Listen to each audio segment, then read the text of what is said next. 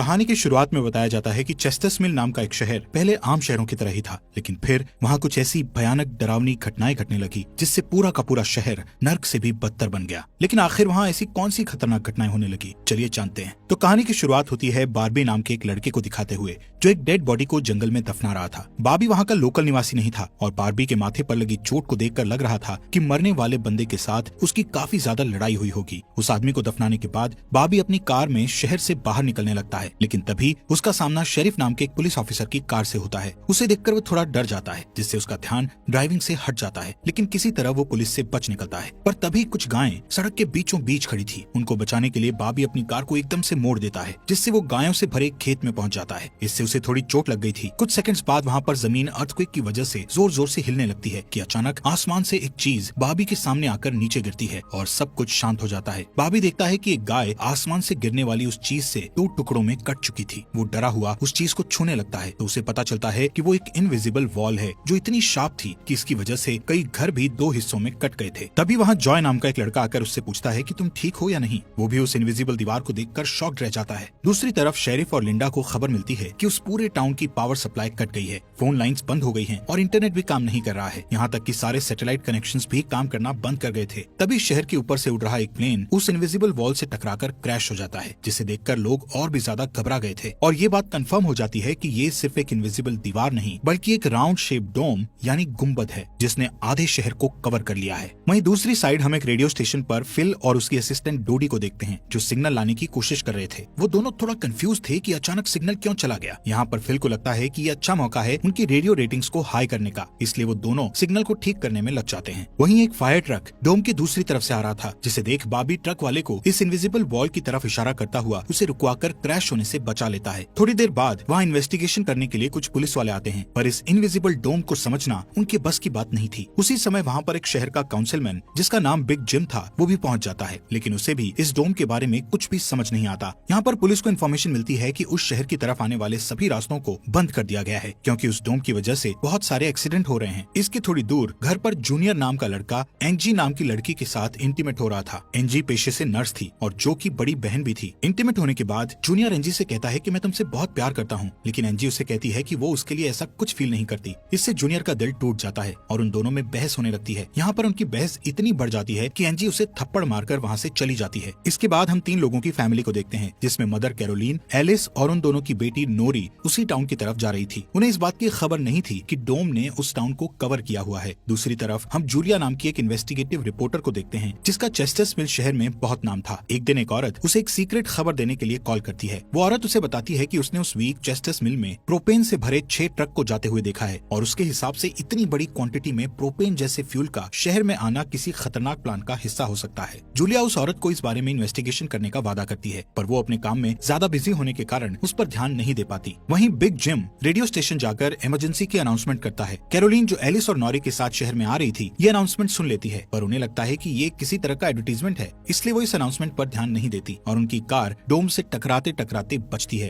क्योंकि उससे पहले दूसरी तरफ से आ रहा एक ट्रक डोम से टकराकर क्रैश हो जाता है, जिसे देखकर वो तुरंत अपनी कार की ब्रेक लगा देती है। इतने बड़े इंसिडेंट को देखकर नॉरी के दौरे पड़ने लगते हैं, जिससे वो बेहोश हो जाती है, लेकिन बेहोश होने से पहले वो किसी पिंक स्टार के बारे में कहती है। अब यहाँ से नोरी को जल्दी से हॉस्पिटल में ले जाया जाता है, जो कि टाउन में होने वाली घटनाओं से घायल हुए लोगों से भरा पड़ा था। वहीं जूलिया और बार्बी घायल हुए लोगों को हॉस्पिटल ला रहे थे। इसी हॉस्पिटल में जूलिया का हस्बैंड भी डॉक्टर था। वो उससे मिलने जाती है, लेकिन उस वक्त उसका हस्बैंड हॉस्पिटल में नहीं था। हॉस्पिटल में जूलिया को पता चलता है कि उसका हस्बैंड संडे को कभी काम नहीं करता था, पर वो जूलिया को हमेशा झूठ बोलता आ रहा था। हॉस्पिटल के बाहर हम बार्बी और एंजी को मिलते हुए देखते हैं। दोनों को साथ देखकर जूनियर के अंदर एक अलग सी जलन पैदा होती है। वहीं अब टाउन के बॉर्डर्स को सैनिकों द्वारा सील कर दिया जाता है। बहुत सारे साइंटिस्ट और एक्सपर्ट्स को भी इस अजीबोगरीब मुसीबत का असल कारण नहीं पता चलता, पर कुछ घंटों बाद बिग जिम प्रोपेन के बारे में बात करने के लिए शेरिफ से मिलता है। यहाँ पर उनकी बातों से हमें पता चलता है कि उनको इस डोम के बारे में पहले से थोड़ा बहुत पता था, पर वो इस पर खुलकर बात नहीं कर रहे थे। वहीं बार्बी को उस टाउन में एक दिन के लिए रुकना था, पर उसके पास ठहरने के लिए कोई जगह नहीं थी, इसलिए वो अपनी कार में ही रात बिताने का फैसला करता है। तभी जूनियर उसके पास आता है और उसे एंजी से दूर रहने को कहता है। धीरे धीरे उसकी बात धमकी में बदल जाती है। बॉबी हैरान होता है कि आखिर उसकी गलती क्या है। इसी बीच वहाँ जूलिया आ जाती है, जिससे वो झगड़ना बंद कर देते हैं। यहाँ से सीन शिफ्ट होता है और हम देखते हैं कि टाउन के ऐसे हालात से लापरवाह होकर एक जगह कुछ टीनेजर्स पार्टी कर रहे थे। इनमें जॉय भी था। जॉय एक लड़के से वहाँ के हालात पर बात करने लगता है, लेकिन अचानक जॉय को दौरा पड़ने लगता है और वो पिंक स्टार के बारे में बोलने लगता है, जैसे कि पहले नॉरी ने बोला था। वहीं जॉय की बहन एंजी घर पर अकेली होती है। तभी अचानक उसके घर में जूनियर घुसकर उसको किडनैप करके अपने फादर के टूटे फूटे शेल्टर में ले जाता है। यहाँ पर वो उसे बताता है कि मुझे पता है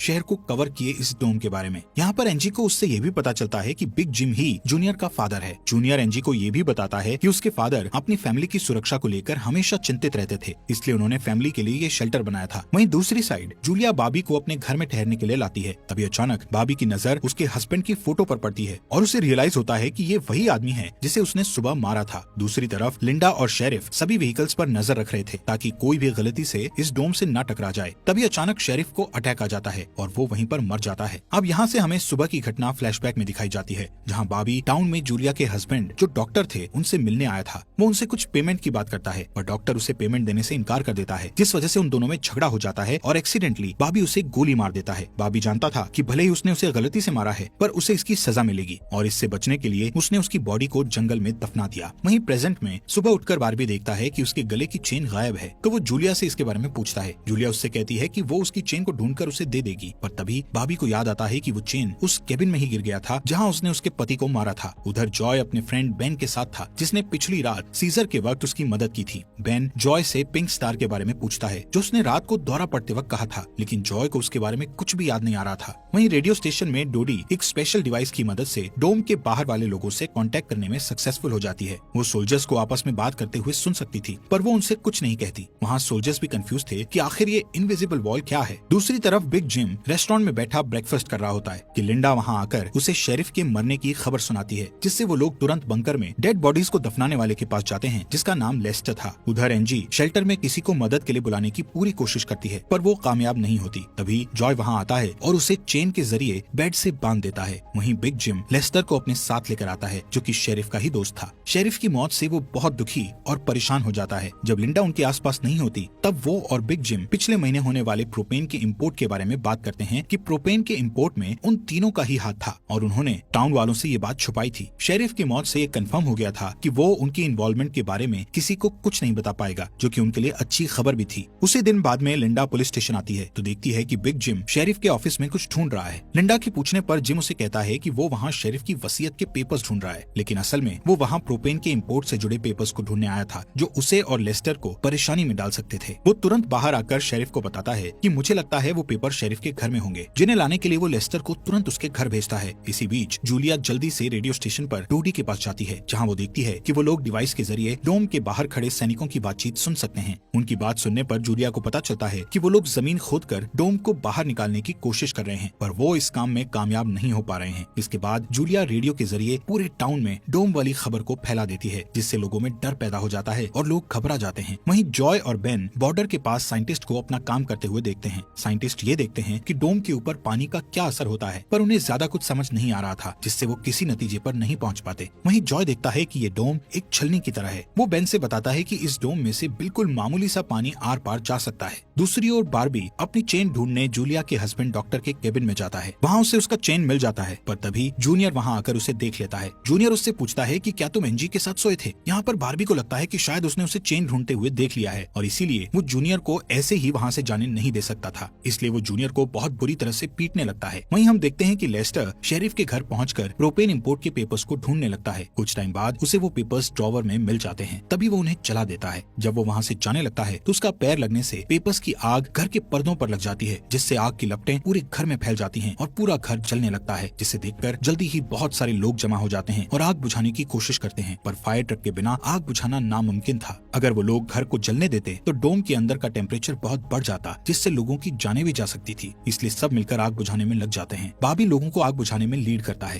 तभी लिंडा को घर के अंदर से लेस्टर की चीखने की आवाजें सुनाई देती है। वो अंदर जाकर उसे घसीट कर बाहर निकाल लाती है और इलाज के लिए डॉक्टर के पास भेज देती है। यहाँ पर लोगों को आग आग बुझाने में 1 घंटे के बाद भी कामयाबी नहीं मिलती, उल्टा आग और भड़क जाती है। आखिर में जिम लोडर लेकर आता है और घर को गिरा देता है। तब कहीं जाकर आग शांत होती है। इसके बाद सारे थके हुए लोग इकट्ठा होते हैं। उनमें से पॉल नाम का एक पुलिस वाला फ्रस्ट्रेट होकर कहता है कि हम सभी लोग इस डोम से कभी भी बाहर नहीं निकल पाएंगे, क्योंकि ये डोम आग से जो धुआं निकला है उसे बाहर नहीं निकलने दे रहा। वो कहता है कि हम सभी इस डोम के अंदर ही मरने वाले हैं। इतना कहता हुआ वो हवा में गोली चला देता है, जो कि डोम से टकराकर एक दूसरे पुलिस वाले को लग जाती है और वो तुरंत मर जाता है। यहाँ पर पॉल को अरेस्ट कर लिया जाता है। अंधेरा होने पर जॉय और उसके दोस्त स्केटिंग के लिए जाते हैं। तभी वहाँ पर नोरी जॉय के पास आकर उसे कहती है कि उसे अपना फोन चार्ज करना है। जॉय उसे अपने घर ले जाता है, क्योंकि उसके घर में जनरेटर था, जो कि उस टाउन के गिने चुने घरों में ही था। उधर लिंडा पॉल को जेल लेकर आती है। वहाँ कुछ लोग पुलिस स्टेशन के बाहर प्रोटेस्ट कर रहे थे। असल में वो लोग पुलिस के घटिया सिस्टम का विरोध कर रहे थे। जिम उन सबको ये कहकर शांत करता है कि जरूरत पड़ने पर उन सबकी मदद की जाएगी। लॉकअप में बंद होने के बाद पॉल को हार्ट अटैक आ जाता है, जिससे लिंडा उसकी मदद के लिए दौड़कर अंदर जाती है। लेकिन तभी उसे पता चलता है कि पॉल सिर्फ अटैक आने की एक्टिंग कर रहा था। इसी मौके का फायदा उठाकर पॉल उसे धकेलकर उसे लॉकअप में बंद करके वहाँ से भाग जाता है। इधर बंकर में जूनियर फिर से एनजी के पास जाता है। एनजी समझ चुकी थी कि अगर उसे यहाँ से निकलना है तो उसे जूनियर को झूठे जाल में फंसाना पड़ेगा। इसीलिए वो उससे अपने बचपन की यादें साझा करती है, जब वो दोनों एक बंद टनल में जाया करते थे, और कहती है कि हो सकता है डोम का टनल पर कोई असर नहीं हुआ हो, तो वो लोग बाहर जा सकते हैं। यहाँ पर एनजी सोचती है कि अब वो उसके प्यार के जाल में फंस गया है, तो शायद वो उसे छोड़ दे, लेकिन ऐसा कुछ नहीं होता। जूनियर अकेले ही उस टनल में जाने का प्लान बनाता है। वहीं जिम जब पुलिस स्टेशन में आता है तो पॉल की जगह लिंडा को लॉकअप में बंद देखता है। वो तुरंत उसे लॉकअप से बाहर निकालता है। उन्हें पता चलता है कि पॉल अपने साथ एक राइफल और कुछ गोलियां लेकर गया है। लिंडा तुरंत उसकी तलाश में जंगल की ओर निकल जाती है, क्योंकि उसे पता था कि पॉल अक्सर शिकार करने जंगल की तरफ जाया करता था। वहीं जिम पॉल को पकड़ने के लिए एक टीम तैयार करता है। उधर रेस्टोरेंट में बैठी कैरोलीन को नॉरी की फिक्र हो रही थी, क्योंकि वो पिछली रात अपनी दोनों मदर्स को बिना बताए जॉय के घर रुक गई थी। वहीं जिम लोगों से पॉल को तलाश करने के लिए उसकी टीम ज्वाइन करने को कहता है। वो बाबी से भी उनके साथ चलने को कहता है, क्योंकि वो आग बुझाने में अच्छा लीडर साबित हुआ था। इसके बाद वो लोग जंगल में जाने लगते हैं। रास्ते में बारबी अपनी खूबियां दिखाता हुआ उनसे कहता है कि वो मिलिट्री में भी रह चुका है। वहीं दूसरी ओर जूलिया जूनियर को टनल की तरफ जाते हुए देखती है। वो उससे रोककर पूछती है कि वो बैग पैक करके कहाँ जा रहा है, लेकिन जूनियर बहुत जल्दी में था और वो नर्वस भी था। वो कहता है कि मैं बस यहीं पास में अपने दोस्त से मिलने जा रहा हूँ। इससे जूलिया का शक उस पर और भी बढ़ जाता है और वो उसका पीछा करती हुई टनल तक पहुँच जाती है। उधर जॉय के घर पर जॉय और नॉरी साथ में नाश्ता कर रहे थे। जॉय पहले कभी किसी लड़की के साथ अकेला नहीं रहा था, इसलिए थोड़ा नर्वस फील कर रहा था, जबकि नॉरी कॉन्फिडेंट थी और बातचीत में भी हाजिर जवाब थी। तभी बेन और 2 लड़कियों को अपने साथ लेकर उसके घर आ जाता है, जिन्हें फोन चार्ज करना था। उन्हें इम्प्रेस करने के लिए बेन को जनरेटर यूज करना था, जिसके लिए जॉय बेन को थोड़ी बेदिली से इजाजत दे देता है, क्योंकि उस टाउन में जनरेटर एक बहुत काम की चीज थी और इस तरह उसका मिसयूज करना उसे सही नहीं लग रहा था।